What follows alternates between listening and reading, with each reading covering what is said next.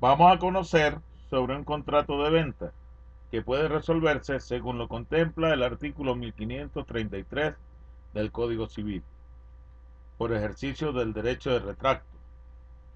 Es la venta con pacto de retro. Se trata de un contrato donde se establece un pacto entre las partes, entre el vendedor y el comprador. Un vendedor que entrega al comprador la cosa vendida, pero se reserva el derecho a recuperarla dentro de un tiempo determinado, previo reembolso al comprador del costo de dicha cosa, más el pago de gastos. Por su parte, el comprador recibe la cosa vendida, hasta vencido el plazo en que el vendedor debe restituir el precio, y el reembolso de los gastos y costos de la venta, los de las reparaciones necesarias y los de las mejoras que hayan aumentado su valor, como lo contempla el artículo 1544 del Código Civil. Ahora bien, si este derecho tiene su fuente en un contrato, es decir, si nace de un contrato, estamos frente a un retracto convencional.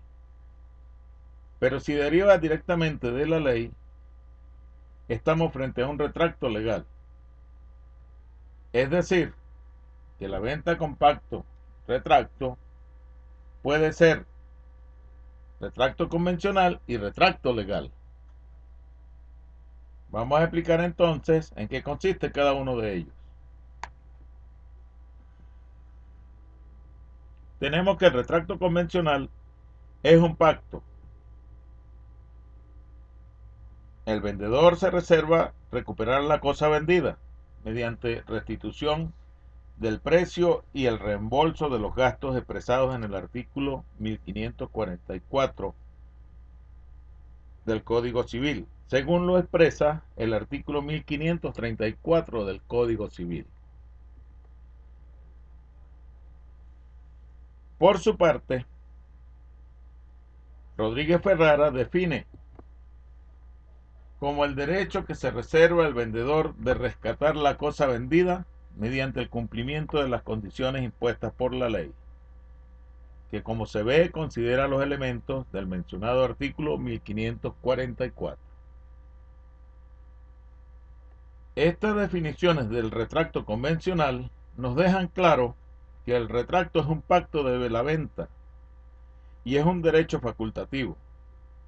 Es un pacto de la venta que hace de ella una venta bajo condición resolutoria, razón por la cual el ejercicio del derecho de retracto afecta a los terceros y no implica un nuevo negocio traslativo.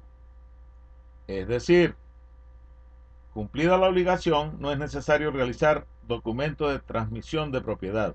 El nexo jurídico queda disuelto. El derecho de retraer es un derecho facultativo, no pudiendo pactarse el retracto como obligación, ya que tiene nulidad. Y para que la venta con pacto de retracto tenga validez, se requiere en primer lugar que se trate de un pacto de una venta,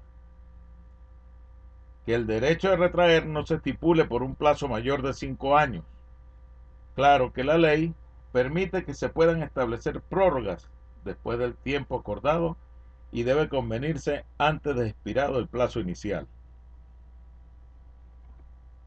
Ahora, si el plazo para ejercer el derecho de retracto no se fija en el contrato, la acción para intentar el retracto prescribe por el término de 5 años, contados a partir de la fecha de la celebración del contrato. Así lo contempla el artículo 1535, segundo apartado del Código Civil.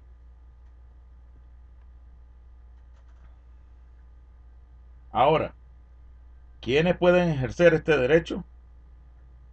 Los legitimados activos, el vendedor o sus causavientes a título universal, y quienes hayan adquirido a título particular de estos.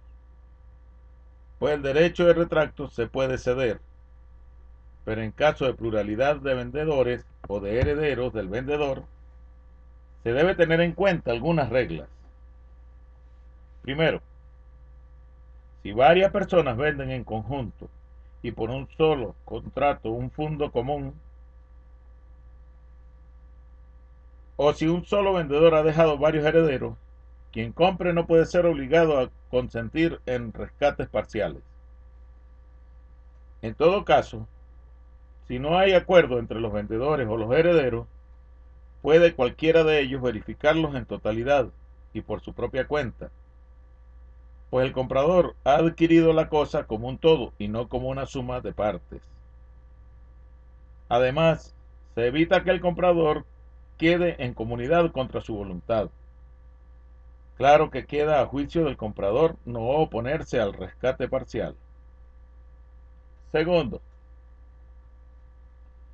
si los copropietarios de un fondo no lo han vendido en conjunto y en totalidad, sino que cada uno ha vendido solo su parte, pueden igualmente ejercer el derecho de retracto separadamente, cada uno por la porción que le corresponda. El comprador no puede obligar al que ejerce la acción de esa manera a que rescate el fondo entero. Tercero, los acreedores del vendedor pueden ejercer el derecho de retracto, incluso cuando no sean quirografarios, pero para ello cuenta el beneficio de excusión que goza el comprador. Debe ser invocado por el comprador.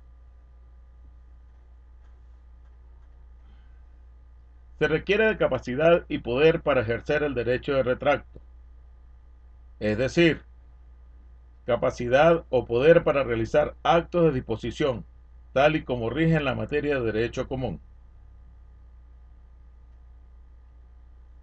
La legitimación pasiva puede ser ejercida contra el comprador y sus causavientes a título universal. También se ejerce la legitimación pasiva contra los terceros adquirientes, sin necesidad de demandar previamente al comprador original y aun cuando en los contratos de esos terceros no se haya hecho mención del retracto convenido, y esto vale también para los terceros que hayan adquirido derechos sobre la cosa, como en el caso del usufructo, la hipoteca, el uso, por ejemplo. Finalmente, la ley no exige que se intente una acción judicial contra el comprador, sus causavientes a título universal o los terceros adquirientes. Luego, ¿qué efectos tiene el pacto de retro? Bien, estos dependen de si la condición está pendiente, si es fallida o si se cumple. Veamos, si la condición está pendiente, el comprador puede ejercer todos los derechos de su vendedor, y mientras transcurre el plazo tiene la cosa consigo. Incluso corre en su favor la prescripción contra el verdadero propietario, si es que el vendedor no lo era, y contra todo lo que pretenden tener hipotecas u otros derechos sobre la cosa vendida. Artículo 1539, apartado 1 del Código Civil. Pero si la cosa estaba arrendada en condiciones en que normalmente el comprador hubiera sido oponible al nuevo adquiriente en la existencia del contrato, no podrá usar la facultad de despedir al arrendatario antes de que se haga irrevocablemente propietario bajo condición suspensiva, de modo que puede ejercer todas las facultades del propietario en la medida en que sea compatible con el carácter condicional de su derecho. Es decir, que en este caso no puede ejercer los derechos del vendedor, pues no está facultado para ordenar la desocupación de la cosa. Si es el vendedor el que ha quedado como arrendatario, no se puede sancionar la falta de pago de pensiones de arrendamiento con la pérdida del derecho de rescate, sin perjuicio de que el comprador exija judicialmente el cobro al arrendatario, pida la desocupación del inmueble o ejerza los derechos que tenga contra el subarrendatario. Ahora, fallida la condición, el comprador adquiere irrevocablemente la propiedad o derecho. Es decir, que al no cumplir con lo pactado, el vendedor pierde el derecho de recuperar la cosa. Y cumplida la condición, ejercido el derecho por su titular, es decir, el vendedor tiene el derecho de recuperar la cosa, el comprador debe restituir la cosa en iguales condiciones en que la recibió y con todo lo que se le haya incorporado. Por su parte, el vendedor debe restituir el precio recibido, los gastos y costos de la venta, los de las reparaciones necesarias y los de las mejoras que hayan aumentado el valor del fondo hasta concurrencia del mayor valor que éste tenga. Se excluyen las mejoras que se hayan hecho dolosamente. La ley no obliga al vendedor a pagar los intereses sobre el precio, ni al comprador a restituir los frutos. Estos corresponden al comprador en proporción al tiempo transcurrido entre la venta y el ejercicio del derecho de retracto. El vendedor retrayente no puede entrar en posesión sino hasta ver satisfechas todas las obligaciones. Frente a terceros, cumplida la condición, opera como el cumplimiento de cualquier otra condición resolutoria. Es decir, que el vendedor entra en posesión de la cosa en virtud del retracto. No toma libre de todas las cargas que le haya impuesto el comprador. Bien, ¿qué tan útil es este derecho de retro? Hace algún tiempo la venta con pacto de retro era muy utilizada con fines de garantía. El prestatario con esta sustituía a la hipoteca, pues consideraban que las partes tenían más ventajas. Para el prestamista tenía sus ventajas. Eludía la prohibición del pacto comisorio, a falta del cumplimiento de la obligación. El prestamista adquiría irrevocablemente la propiedad sin necesidad de seguir ningún procedimiento judicial. Podía burlarse la limitación legal de la tasa de interés, pues el precio al rescate representaba el capital del préstamo más los intereses calculados a la tasa deseada, y se evitaba la necesidad de entablar procedimientos de ejecución, porque al no cumplir con lo pactado, el prestamista quedaba en posesión de la cosa. Para el prestatario también tenía sus ventajas. Limitaba su responsabilidad por incumplimiento al valor de la cosa vendida. Ya estaba en conocimiento que si incumplía no tenía que hacer pago alguno. Ponía los riesgos de la cosa en manos del prestamista. Le permitía obtener con la misma cosa mayor crédito que si la ofrecía como garantía. Es decir, si la daba en garantía hipotecaria, por ejemplo. Vamos ahora a conocer sobre el retracto legal, el cual tiene su origen histórico en la institución del retracto sucesoral. Es el derecho que tiene el comunero de subrogarse al extraño que adquiera un derecho en la comunidad por compra o dación de pago. Es el derecho a subrogarse, de reemplazar, de tomar el lugar del que adquiere una cosa con las mismas condiciones estipuladas en el contrato.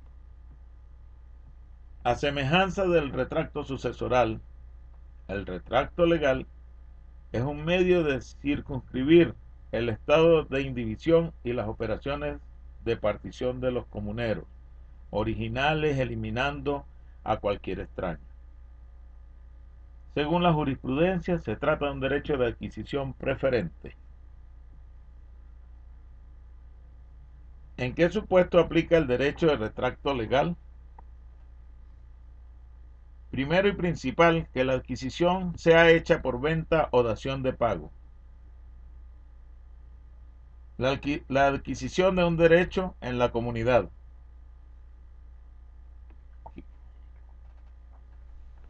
La comunidad de derecho común, no la comunidad conyugal, ni otro tipo de comunidad. Que la adquisición sea hecha por un extraño, es decir, por alguien que no sea comunero. Por ejemplo, la esposa para estos efectos no es comunera, y que la cosa o derecho no puede dividirse cómodamente o sin menoscabo, porque permitiría a los comuneros originales hacer cesar toda relación con el extraño. Ahora, ¿qué se requiere para ejercer el derecho de retracto legal? Capacidad y poder, como en el caso del retracto convencional. Los legitimados activos, que son los comuneros, los legitimados pasivos, que son el extraño adquiriente y sus causavientes a cualquier título, se ejerce igual que el retracto convencional, y el plazo para ejercerlo sí es diferente. Es de 9 días, so pena de caducidad, contados del aviso que debe dar el vendedor o el comprador al comunero. En caso que no esté presente o no tenga representación, el plazo se extiende a 40 días, contados desde la fecha del registro de la escritura. En cuanto a los efectos del retracto legal, son iguales a los efectos del retrato convencional. El retracto legal no resuelve el contrato original, sino que produce subrogación personal. Es decir, hay un cambio de sujeto en el contrato, que según Aguilar Gorrondona no anula la venta anterior, y según la jurisprudencia no resuelve ni mucho menos anula la venta anterior. Y finalmente, es importante destacar que el extraño no queda obligado a saneamiento frente al retrayente.